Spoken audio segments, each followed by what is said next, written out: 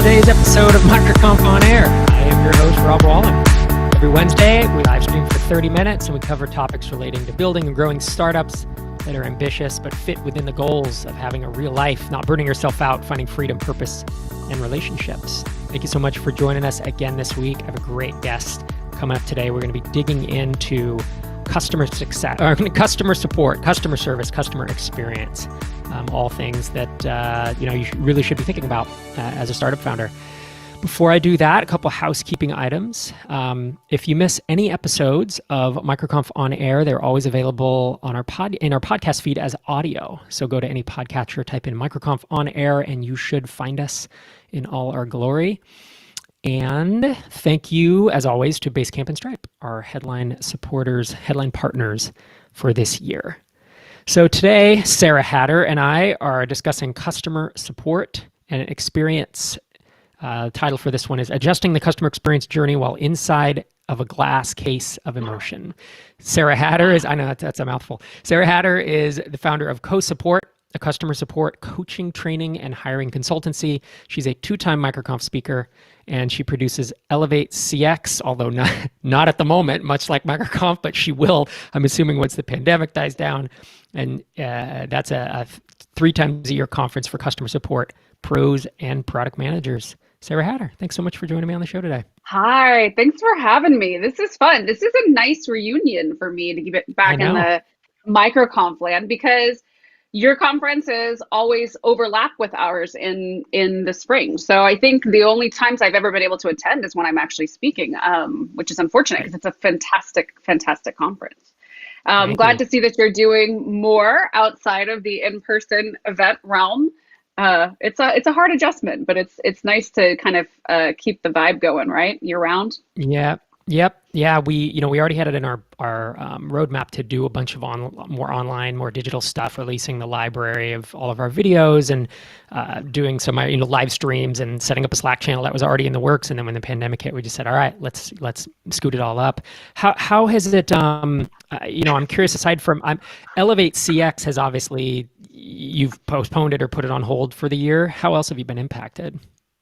Well, we were in the same place as you. We've been doing events since 2012, 3, sometimes 4 times a year in 3 countries, cities all over the place. We travel with it, moves with us. So we had already really been kicking around this idea of, I'm getting old. I can't handle the travel incessantly, especially overseas trips. I was doing 6, 7 trips to Europe a year. It's crazy. And it was one of those things where it's when you have a good idea, you really like to think about it and plan on it. We started planning for, shifting digitally, I think last summer, and now we're having to do it very, very quickly. So I think it kind of kicks me back to that sort of bootstrappy mentality of, be scrappy, be quick, and figure things out as you go. Which is also for a lot of people how they start out in customer support. It brings me all the way back to my beginnings in tech when I had no idea what I was doing and I was just seeing what worked. So in a way it's great, in a way it kind of gives everybody a rest, especially those of us who travel and consult and have to be on the road all the time. It's been a nice time to stay home and whatever, but yeah, it's definitely an adjustment. We're just trying to figure out what's next, Yep. I'm just glad that I didn't get trapped somewhere, because I was literally came home from London a month before I had been in Australia. And so I'm just very, very, very happy that I was able to get home and get to my own drawer of pajamas before the lockdown happened, Out there in Northern California. Cool. We already have a couple audience questions, but first I want to just ask you. I want to ask you 2 quick ones. I mean, we may not get to the whole the glass case of emotion thing if we get enough questions, because people are they're really interested in this topic. Title. Xander came up with that title, and I think so. It's another reason why he is the best at his job. It's hilarious to me. Thanks for this, Xander. So my first question for you, Sarah, is I looked at I went to your Twitter account. You have an amazing Twitter handle, SH, 2-letter Twitter handle, which is so cool. Yeah. But based on your Twitter profile pic, I'm wondering what the significance is of Burger King in your life, because you literally have a picture of So yourself standing in front of a I Burger do. King. When I was growing up, I grew up in a very, very small town in Northern California in El Dorado County. We had one fast food restaurant and it was a Burger King. And if you grew up in a small town, being able to go to a fast food place was like, that was amazing, right? Yep. And so when I started traveling the world, it just kind of became this jokey thing that every time I would be in a foreign country and there would be a Burger King, I Got it. would send a picture to my friends and family, like, look, I'm at a Burger King. And I think that picture, that's my profile pic now, was something like my 27th picture of a foreign Burger King. That's And awesome. it's just become a thing. It's just kind of become a thing, to the point where, like you were asking me before, these Lord of the Rings commemorative Burger King glasses were Right. actually gifted to me for Christmas because it combines my two great loves in life. I can't tell you the last time I actually ate at a Burger King, but it's it's a It's good to thing. have traditions. It's good to have inside Yeah, jokes and traditions, right? yeah. Yeah. And now it's becoming like people are noticing it about me. I'm starting to become like, you're not the first person who's asked me what's with the Burger King hmm picture, but I don't Totally. know. It It's very works. prominent. Awesome. Well, let's dig into some customer conversation here. So we have a question. I have some questions that I have carved out, but I wanted to start taking some listener questions first because I think we just had our third one roll in. So first question is from Okay. Colin Gray.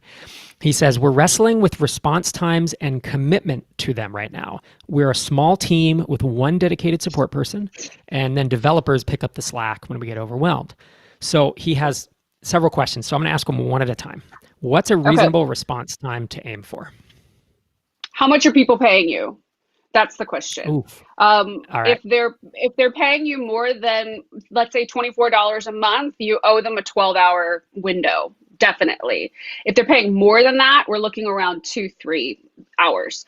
If Two you're to one of three those hours. people who has an autoresponder that says we strive to get back to everybody in 48 hours, take that out immediately. Don't say that. You don't have to put out there, unless you have like a definitive SLA with people, you don't have to put out there your time frame. You can just say that we're going to get back to you, as soon as we can, and make sure that you have an autoresponder that leads people to a knowledge base to maybe answer their own questions. Make sure that if you cannot get to tickets within that window, that you're sending that first touch email out. That's, you can send it in bulk. Make sure it looks really personal. It doesn't look like a robot wrote it and said, we're trying our best.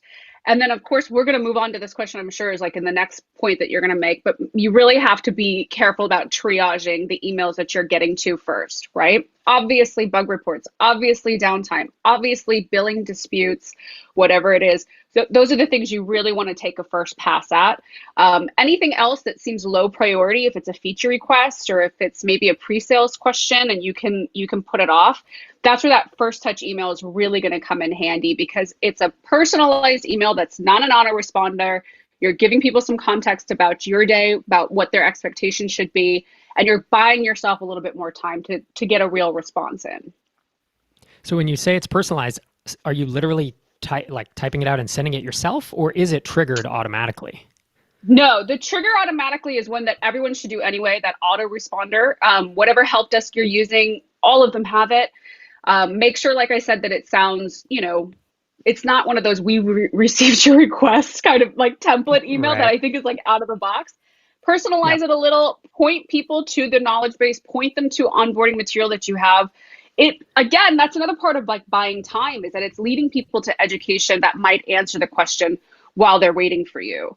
But the first touch email is really something that is like support 101 when the inbox is stacking up. If you've had downtime and you see emails just start pouring in all at the same thing, it's a way of acknowledging, hey, we know, we see it, we get it, we'll be back with you.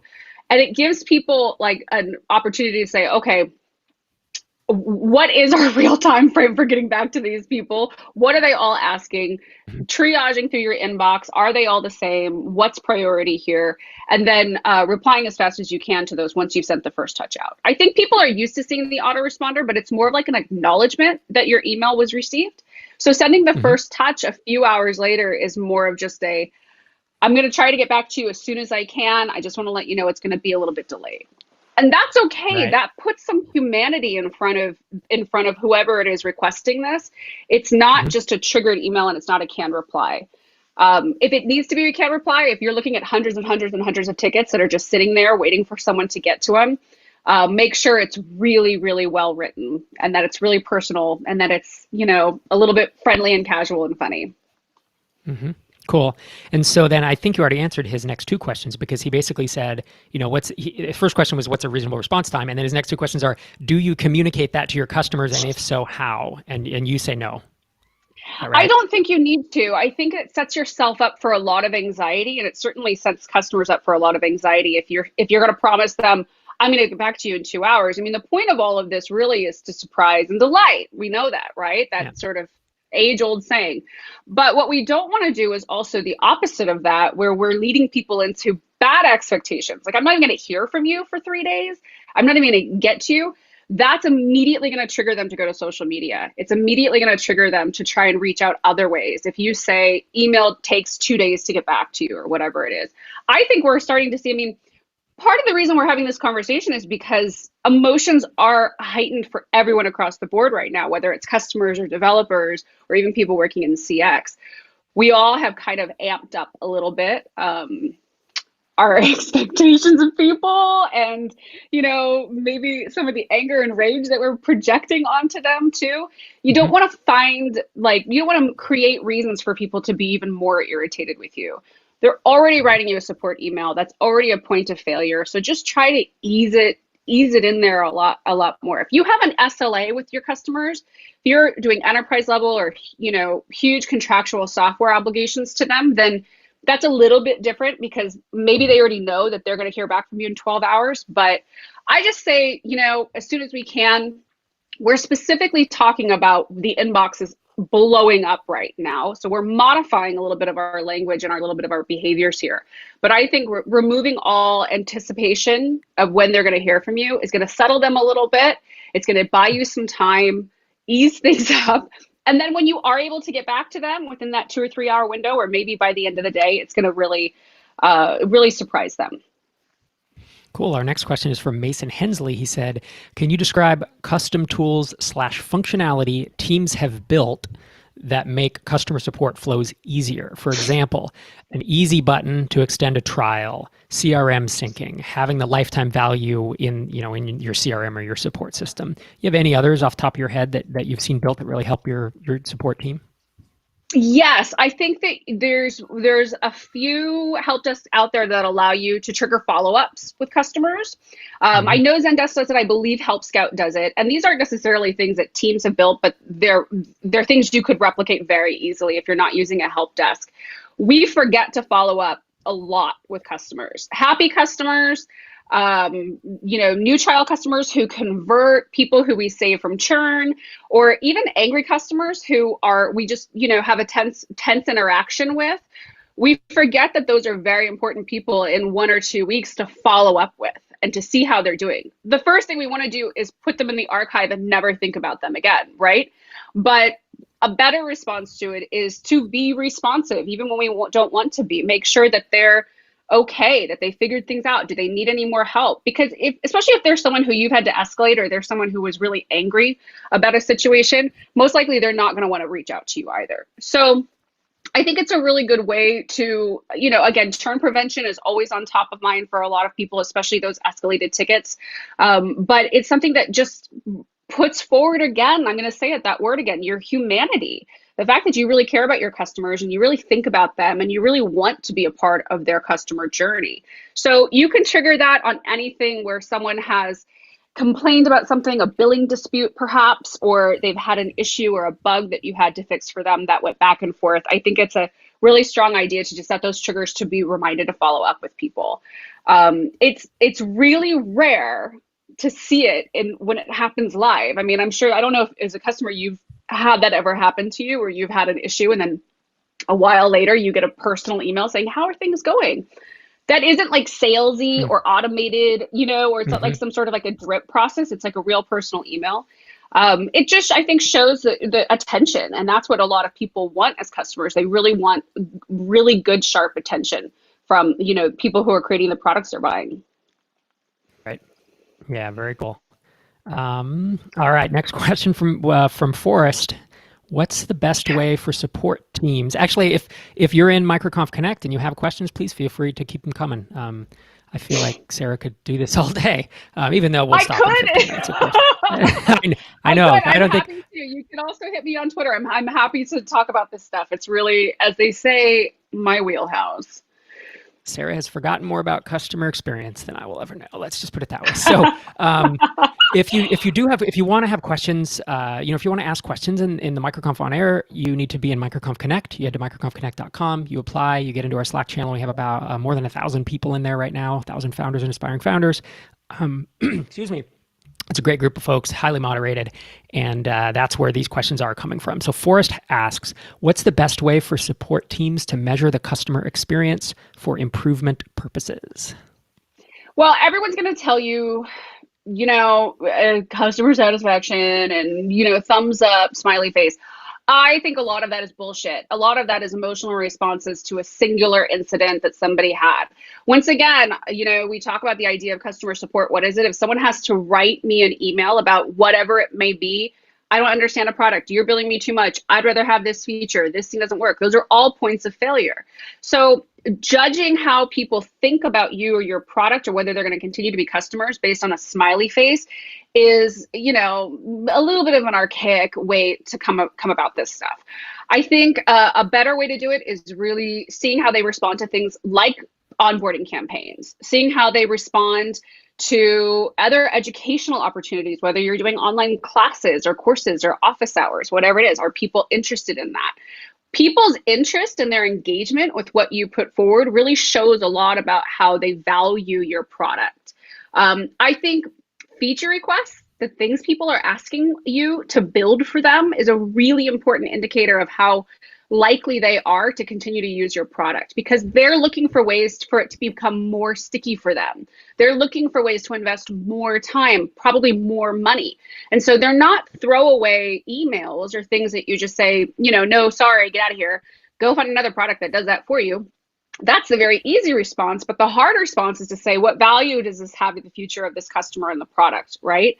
Another thing too is if you are having good communication, open communication channels with your customers, really start to look at the language that they're using when they write you or chat with you or hit you up on social media.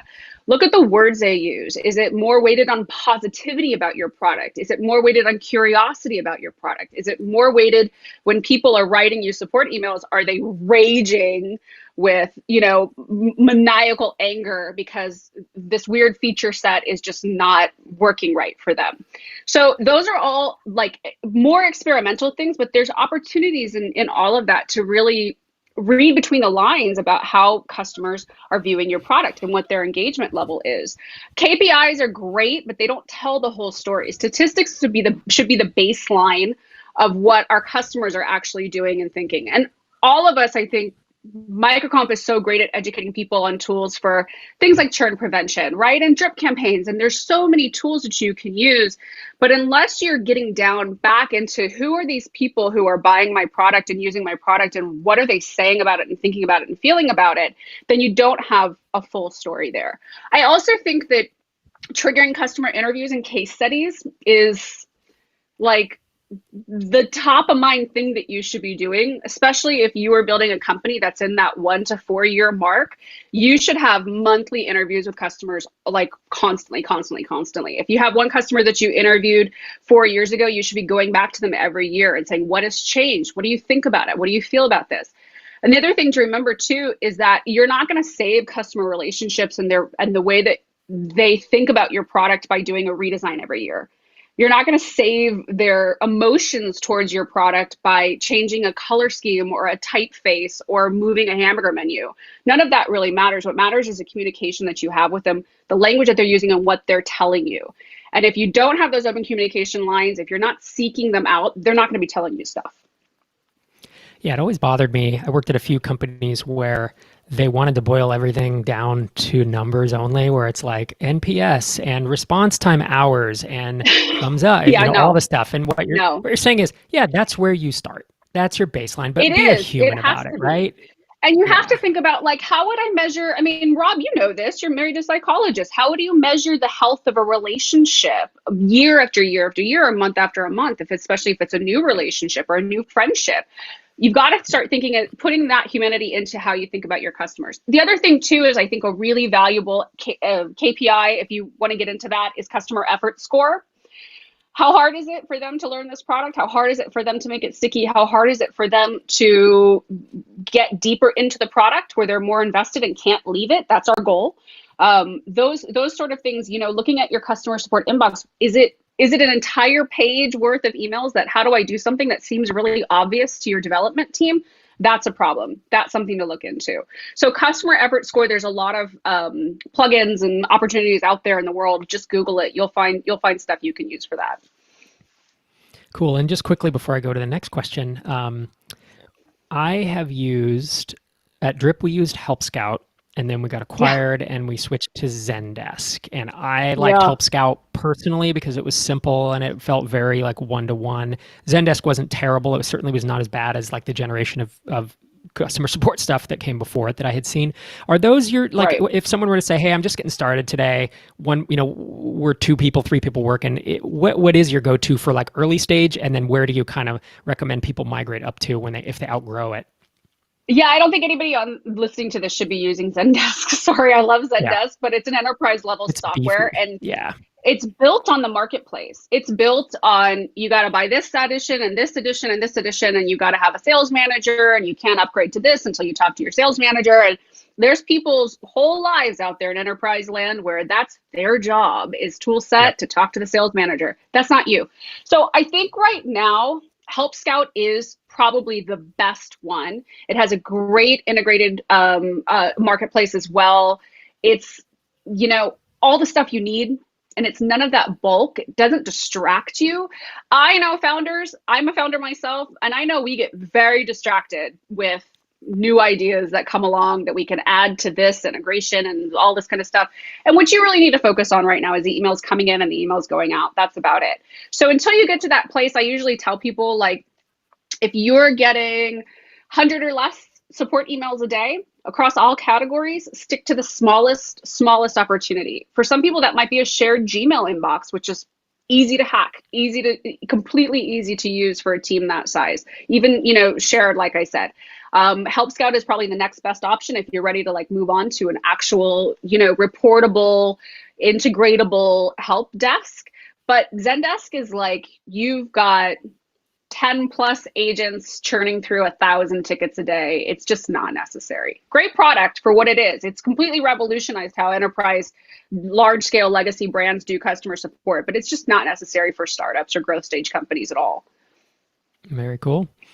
Next question comes from Rafi Banks, and he says, what are the most difficult challenges when it comes to customer experience for SaaS companies?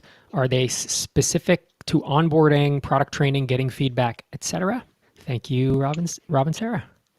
I love these names. Yeah, I think the one that I see the most, the companies that we consult with are usually startups, growth stage companies, less than 20 employees. That's what we do. We set up processes for those types of companies. Most of them are coming off a season of their founders doing customer support. We were all taught that in 2009, that your founder should do support. It's bullshit. It's a terrible idea. I can tell you why, but we don't have that much time. I think it's just emotionally and spiritually very draining for people who are invested in building a product that is like their money, their time, all that stuff, to then take on the burden of people nitpicking it and requesting things. And this is broken and go fix it. There's too much baggage for a founder to be doing really great support. So what we find is that when we come in at that point, we're like, well, let's build a new process. Let's hire you someone, or maybe we'll handle it for you for a while. There's such negativity around the inbox. They have such baggage about what's in there that they can't see clearly the opportunities that I talked about before, where you can really gather so much valuable insight from what people are saying, how they're asking it, where they live, what time of day are they using your product and sending you a support email. This is like really important stuff. So they've spent a year, 2 years building a product and doing support for this thing and haven't looked at any of that stuff, right? those are the things that if you're starting out now, you really need to get a handle on. The idea of a founder doing support isn't just to save money, it's to get insight into what customers are doing. But you can't really do that very well if you're too emotionally triggered by it, right? That glass case of emotion again, if it's just too much for you. So that's the number one thing. The other thing that I see all the time people are doing is they're just throwing someone in that role, an intern or a cousin, or they have a part-time office manager who sometimes does support for them. Those things are really dangerous because it's putting value. You're telling everybody from the get-go, you're telling your customers the value that you see in their customer experience. Some of the most important conversations that you'll get for product or from development is going to come from people paying you money, then sending you support email. And if you think that those conversations have no or little value, that you're just willing to throw it in front of someone untrained to maybe get it closed, that's a really weak way of looking at, what customer experience should be. We all talk about customer experience is the most important thing. Customer support is the most important. Customer driven growth. And then we pay someone $15 an hour to do support part-time. These things aren't compatible thinking. That's not how we really have to invest in this. Invest in process, invest in language, invest in a knowledge base, invest in onboarding, just like you would hire a junior designer to build an app for you for $100,000 a year. I'm not saying you necessarily have to start paying someone $100,000 a year for support, but you really need to think about it beyond what that baseline is out there. The trend out there, to just throw whoever wants to do support into support really devalues the kind of support that you're offering people. So Yeah, that's it. I can rant about this all day, obviously. Gosh, I didn't realize people did that. I've never viewed it that Oh, way. yeah. I always viewed it as this customer contact point that was just that had to be done really well. I would never throw like a random person at it. If you're thinking about selling, if you're thinking about acquisition, you've got to think about the value add. One of the first things you're going to look at is your customer experience. They're going to look at your support emails. They're going to look at who's doing it. They're going to look at what you've invested there. People forget about that. They think it's all code and it's all design, but it's really a whole journey that they have to look at. So It's something that you need to be investing in just as much as you do other areas of your company. Yeah. So my rule of thumb for when I would start up because I've done this over and over and over, launching new apps, I would do support for about 90 days. And during that time, I would be trying to figure out this is when it was like one or two people, right? And I'd be trying to figure out who's the best person to hire to slot this? What are the FAQs so that I can frequently ask questions so that I can give them to the next person and kind of train them up. But after about 2 or 3 months, you're right, the emotional toll, it was noticeable on me, because they're nitpicking, they're making requests, but they're nitpicking my baby. But to you, it feels like nothing's good enough for these people, right? Like you've spent you're sacrificing time with your family. You're putting your own money into this. It's very hard to have that on you, the pressure of building a company on you, and still take a reasonable customer feature request seriously without getting crazy about it. So. All right. Sorry, I have someone screaming in the hall next to me. I have 3 kids and something's going sideways. So anyways, I was distracted for a minute. Pablo has a question. All over. Yep. Pablo has a question. Do status pages help with non-technical users to communicate downtime and degraded service? Absolutely. Absolutely. Yeah. What the question is, non-technical users, or read the question again to me? Do I have? It says, do status pages help with non-technical users to communicate downtime and degraded service? Yes. Status pages should be updated daily. If you can automate that because you have no issues, that's fine. But keep in mind that status pages are not just for is Twitter down, right? It's for things like, we added this new feature. You might have to change your login today because we pushed, password recycling. Whatever those things are that happen internally that someone might get a notification about, put that on your status page. Status page, the actual app, amazing part of our Elevate community for a very long time. We love them at Atlassian. I think they make the best product for this. It's easy, out of the box. Anyone can do it. You do not I'm just going to say this again. You do not have to build your own thing. It's already there. Don't invest the time. Just use something like status page. I think more than you realize, if someone has a problem with something, more than you realize, users and customers are now Googling things. They're Googling the error they get. They're Googling this weird thing that happened. They're looking for an answer there.